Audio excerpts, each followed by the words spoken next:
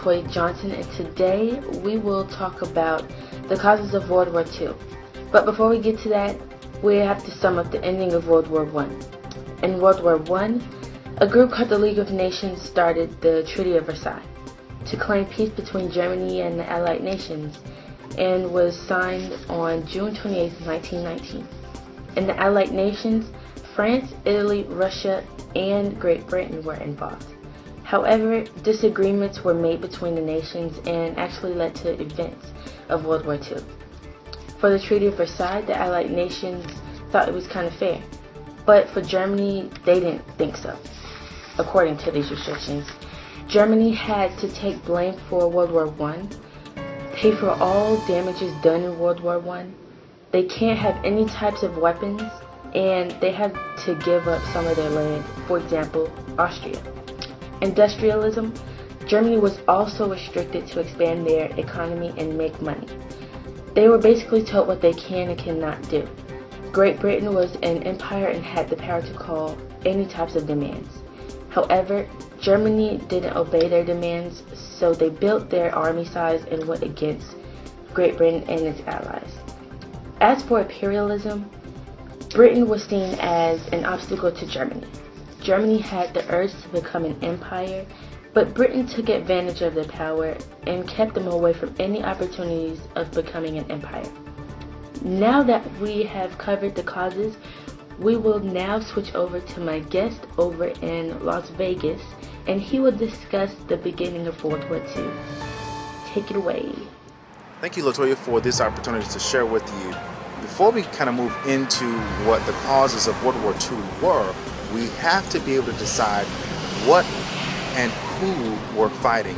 If you looked at the Axis as well as the Allied, these were the dividing nations. This was a world war, remember, divided by an Allied as well as an Axis. The Allied nations were those who were serving with the British Empire, France as well as Russia. If you go down through the family trees of the British Empire under British ruler at the time, Queen Victoria, as well as the Russian Empire, the Romanov family, you'll find that they were actually intertwined. So it was safe to say they married into one another and grew with their populations through the empires. So it's a pretty safe guess that Russia was gonna jump on the side of the British Empire. Moving forward, that would represent the Allied nations. Then you have to go over to the other side where the Axis, the Germans, the Italians under Mussolini, we've all heard of Mussolini, who led the Italian army, as well as the Japanese.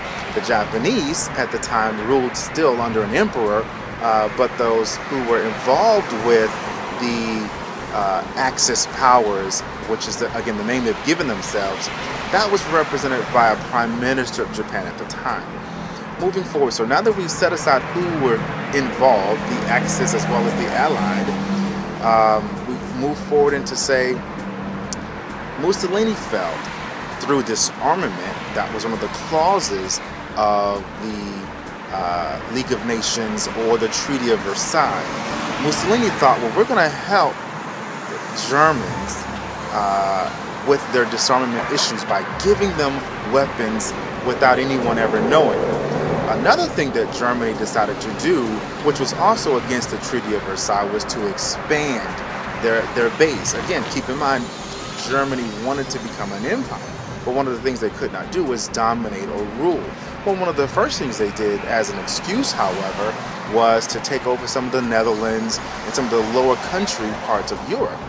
Well, no one believed that the reason that Hitler gave, but he gave it, he said, well, if we don't take over these nations, these lower country nations in the Netherlands and the lower parts of Europe, then the British Empire and the Allied nations would take over, and they would take over to posture themselves up to come up against us. So we're going to take them over first before they do it. Again, no one believed that because it did not jive well with some of the other excuses that Hitler had given earlier on for reasons to expand. He had once said, well, we should take over some of these countries, Austria for one, because we have overpopulated ourselves. We basically have too many babies, so we can't use our resources to feed them all, so we should take over some other countries to do it. Again, no one believed that. So, but because it was in direct violation of what the Treaty of Versailles had suggested, this was war. This was something that needed to be addressed. So here we are, the Allied and the Axis nations are going to begin to come up against each other.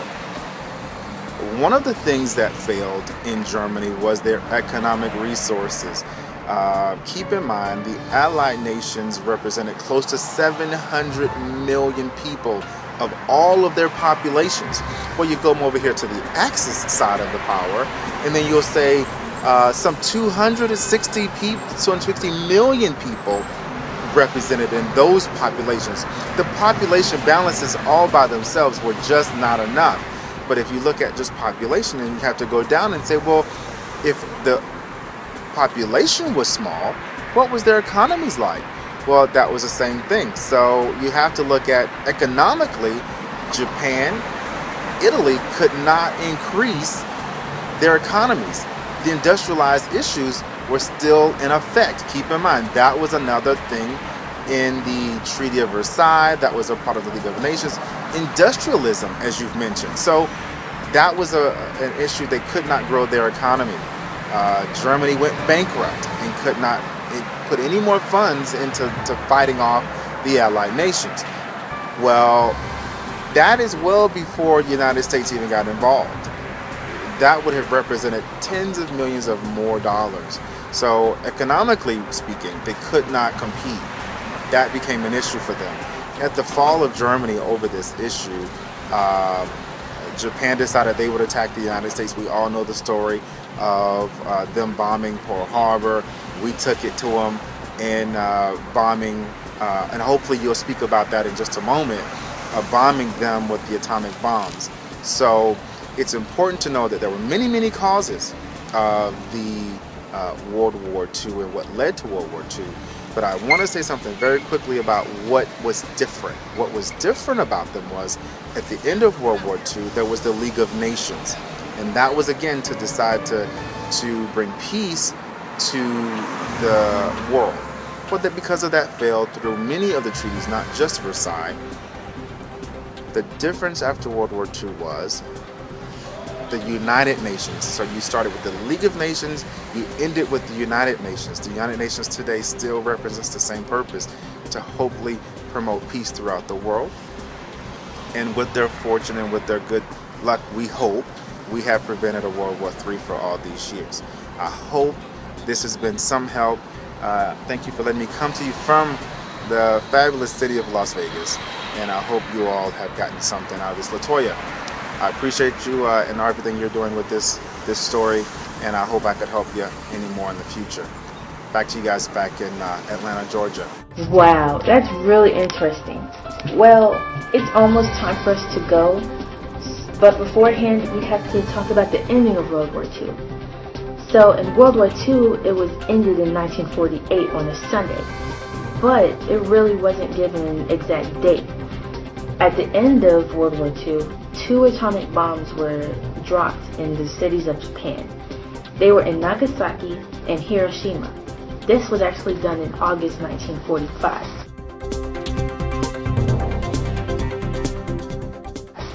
Also, the war in Europe ended in May 1945, when the US, British, and the Russian forces had came together and actually forced Germany to surrender.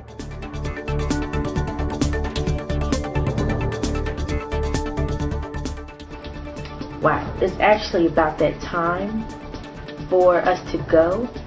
So I just want to say I'm very appreciated for everyone that's actually watched this special news report. And I am also happy to have my guest in Las Vegas to explain the causes of World War II as well. Thank you for watching again. This is Latoia Johnson. You've heard it here. Thank you.